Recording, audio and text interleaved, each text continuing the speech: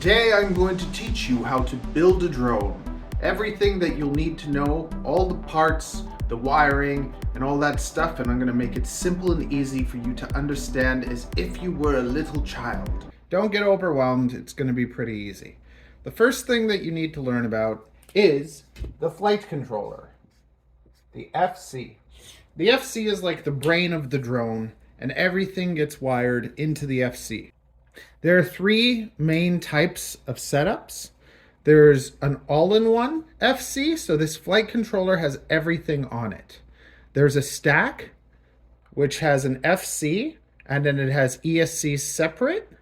And then there's a flight controller that has external ESCs. What the ESCs do is they control the motors. So on an all-in-one flight controller, there will be 4 ESCs, and they'll maybe be at the corners. So motor 1, so you can see motor 1, motor 2, motor 3, and motor 4 will be connected to these ESCs that are on the all-in-one. And each of those motor placements will have 3 wires that'll connect to the 3 wires of the motors. On a stack, what'll be different, these 4 ESCs will not be on the same PCB board. So there'll be the flight controller, which will have all the connections that this one does, and then that flight controller will be connected to an all-in-one ESC, which will have 4 ESCs, and each of those ESCs will be connected to a motor the same way that they would be here. So the only difference is that they're on a separate board. Then in older setups, there used to be the flight controller and the external ESCs. So instead of having 4 ESCs, which this would be called an all-in-one for ESCs, these ESCs will each be on their own. So there'll be the flight controller just like this one, and it'll have each of these ESCs externally. So if an ESC blows, these are kind of the easiest to fix, but they're also, you have to wire each one up separately, and it makes your setup a lot heavier. You will most likely be buying a stack or an all-in-one. Some people prefer stacks because they feel that they are built more strong. There'll be larger offsets on the ESCs, which allows the motors to do better. And if anything blows, all you have to do is replace the ESC or the ESC board. Same thing here, you just have to replace one of those. All-in-ones are very convenient, tight, light, and lately they've been getting better. However, if one of these ESCs blows, then your whole board has to be replaced. We're going to get into the wiring. On a flight controller, there's going to be all these things that you see. The power will be coming in on this stack. It'll be coming in, so this is where you'll plug your battery, and it'll power the ESCs, and then the ESCs will run the power to the FC, or you'll be running the power into the all-in-one, which will power the whole board. But almost all the electronics on FPV stuff will have ground and 5 volt. So all the different parts that we're going to be adding or connecting to these parts, remember that they're powered by 5 volts and a ground. So it makes things a little bit simple, because every time you see a ground and a 5 volt, it's just automatic. That's usually what's going to be used. And sometimes there'll be parts that will need a little bit more voltage, and we can power them directly off the battery, and that'll be called VBAT. So if you ever see VBAT, it's the battery power. So you're getting direct current from the battery, and it's not going to be toned down to 5 volt. There will be different areas. There'll be like a TX1 and an RX1 and a TX2 and an RX2. And there can be like 5 of these. There can be 6 of these. There can be as many as there are on the board. But most simple boards will have about 2 of them. So they'll have their TX1, RX1, and their TX2 and their RX2. And each of those will be accompanied by a ground and a 5 volt. And these areas will be called a UART. So T1 and R1, that's UART1. It's one area of information that can be used. Then there's UART2, and this is the next area of information that can be used.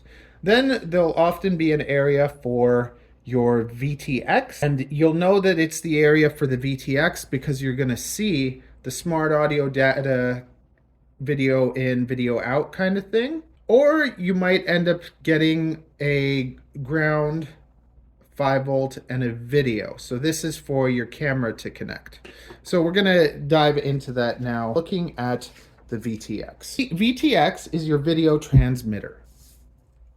You need a VTX in order to send your video from your drone to the goggles. So you'll have a camera, and the camera will send the video either into the VTX and through the flight controller, or it'll go through the flight controller into the VTX. Most of the time, the camera will be connected to the flight controller. And all you have to do here, there'll be 3 cords, and the camera will connect to the flight controller by the ground, the 5 volt, and the video.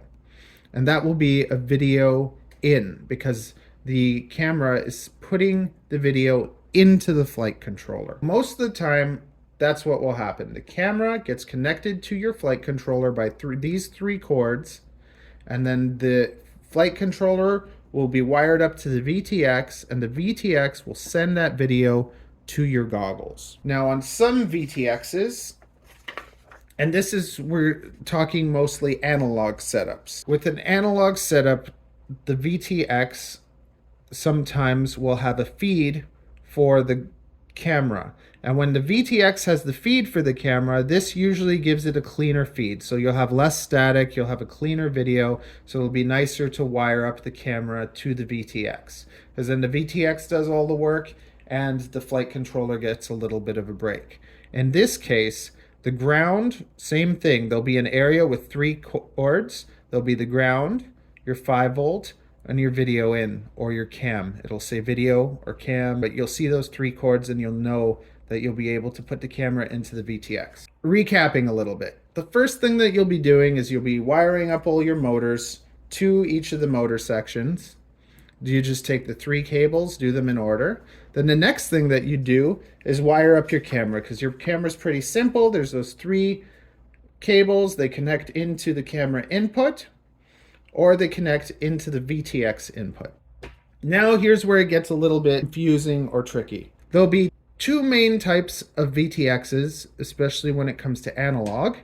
One where the camera doesn't connect to it at all, and there'll be others where the camera does connect to it. So with the one that doesn't connect to it at all, sometimes it can be confusing. How is this going to get the information from the camera? Well, it's going to get the information from the camera because the camera information goes into the flight controller. And then this video in, you now take the video out, you connect it to the video out. So the flight controller takes the information from the camera in, and it sends it out to the VTX, which sends it to the goggles. So the VTX doesn't have to be connected to the camera at all. All that has to be connected is the ground and the 5 volt. Then it'll either say smart audio, data, or art. The VTX part will always be connecting this data cable either to the smart audio, the data, or TX. So this could go to TX1, but this video out will have to come from somewhere. So there'll be a video out on your flight controller. To be able to find all these things, let's say the flight controller has a name. Super F411. If you're going to be working with a certain flight controller or any of these parts, the first thing that you're going to do is you're going to Google your flight controller and the name of it. So let's say your flight controller is a Super F411. So you're going to type into Google Super 411 wiring diagram. And then from that wiring diagram, you're going to be able to get all the information you need. You're going to take your VTX, you're going to search that, and you're going to get the wiring diagram from that. You're going to get the wiring diagram for your receiver, and then you're going to know how to do everything that we're doing. So you're going to know your VTX, where to connect it, because you're going to find these video outs, these video ins, the smart audio, wherever that is. You're going to be 4 or 5 connectors that are meant specifically for the VTX. So you're going to find those, and that's where you're going to wire up your VTX. So if you have one of these VTXs that is smaller that you don't connect the camera to, the ground is going to go to the ground, the 5 volts is going to go to the 5 volt, your SA data is going to go to the data, the SA or the TX, most likely the TX1 if it is one of the TXs. And then the video is going to go to the video out because this VTX is sending the video out to the goggles. So you connect that to the video out. When it comes to digital VTXs, it's a little bit different. The digital VTXs will wire up the same way, but sometimes they'll need stronger than 5 volts to power. So your flight controller will usually have a space to power this stronger voltage needing VTX. And you'll have to be careful with that pad because most of the things connected to the flight controller will only accept 5 volts. So if you were to plug a VTX, like an analog VTX, to a 9-volt pad, that could blow the VTX up because it might not be able to take that much power. On the other hand, some flight controllers will not have a 9-volt pad, so they won't have a pad that'll produce power to one of these stronger VTXs. And if they don't have that, then what you can do is you can solder directly the power of your VTX to your power lead over here. So instead of getting your power off of a 5-volt pad, you'll have to directly take your power off of the VBAT or the battery power. Otherwise, it won't be enough power to power it up. Another thing with digital, the cameras often have a MIPI cable. So instead of having to worry about taking your camera and soldering those 3 things, you'll have your MIPI cable that will connect to your camera, and that makes things a little bit easier. They'll be wired up the same as the analog ones, except that they won't have the video in and video out because they'll be doing that all from the camera. You see, the camera for the digital VTXs, the camera's never being connected to the flight controller. The camera is being connected to the digital VTX, which does everything. And this is the same if you're using HD0, Walk Snail, or DJI. You're connecting the camera here, and this is skipping the camera going to the flight controller and all that. So you're always going to be connecting to your RX and your TX. Every time that you see an R and a T, you're going to always be connecting them to the opposite. You're never going to be connecting a T to a T or an R to an R. So when we go and we wire up our video transmitter, this one, for instance, the small one that's going to be connected, you're going to have your ground connected, you're going to have your 5 volts, you're going to have your smart audio data, and it's going to be connected to the T. And then you're going to have the video connected to the video out. But on your digital transmitters, there's going to be an R and a T, and the R will be connected to the T. So let's say this R goes to T1, and then this T will go to R1. And the way that I like to remember it, on my flight controller, I can mark all the T's by having a white cable, and I'll tell myself white T. So that way I always know that the white cable is T. But then you have to remember that coming from the other object, it'll end up being R. So this T will connect to this R. So if all of my T cables are white coming out of the FC, then I can say white T for all of the cables coming out of the FC. And that's kind of just something when I'm wiring it up, I'll always use white cables on the FC, and then I know what cable is that? Oh, it's my T because it's white T. And you can do stuff like that, or you can just label and look at it the whole time to make sure you don't mess anything up. And then the last thing that you're going to have to connect to your flight controller is going to be your receiver. Your VTX is sending your video signal to your goggles. Your radio sends the signal to the receiver, and it tells the FC what to do. Some flight controllers have built-in receivers, but they're usually not as good as external ones. So same thing, we're going to take the receiver and we're going to connect it to either one of the UARTs, UART1, UART2.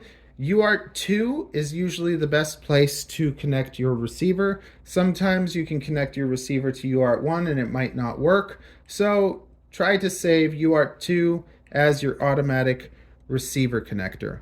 So the way that you're going to wire up your receiver, you're going to connect the ground to the ground, the 5 volt to the 5 volt, the RX to the TX, and the TX to the RX. And that's basically how it works. Everything is always the ground, the 5 volt, RX, TX, or for the VTX, that extra stuff. So no matter what build you're doing, all you have to do is look at those wiring diagrams, make these pictures like this, put these in front of you, and then just connect the pieces to the right things. And all of these can be on different spots in the flight controller, but in general, you're gonna find the TX1s and RX1s in one area, the TX2s and RX2s in one area, the VTX in one area, and the camera in one area. And that's your basics for building any drone.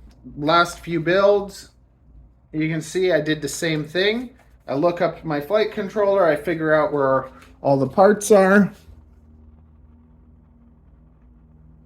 so that I can remember where they are on the flight controller. Sometimes they're labeled, but sometimes it's hard to tell. So you find that wiring diagram, you draw your little pictures, and then you know where to connect everything. I know that it can be a little bit complex, but I thought that that would be the easiest way that you could learn. Let's say you want to kind of start off a little bit easier and it's a little overwhelming to, build a drone from scratch. You can start off buying a great drone like this. This is the Happy Model Crux 35. If you buy one of these, it's a great drone to fly on, to learn on. It's about as cheap as you can get to have something that is really enjoyable. The frame is not built the greatest, so it ends up cracking pretty easily. And then once it does crack, you can also order at the same time a discus from me. When this cracks or anything goes, you can start putting all the parts from this onto this, and then this will fly like a premium drone will while having budget parts. And then from there, you can just, anything that breaks, you can order more parts, you can customize them, and you can use this as a great base to start flying.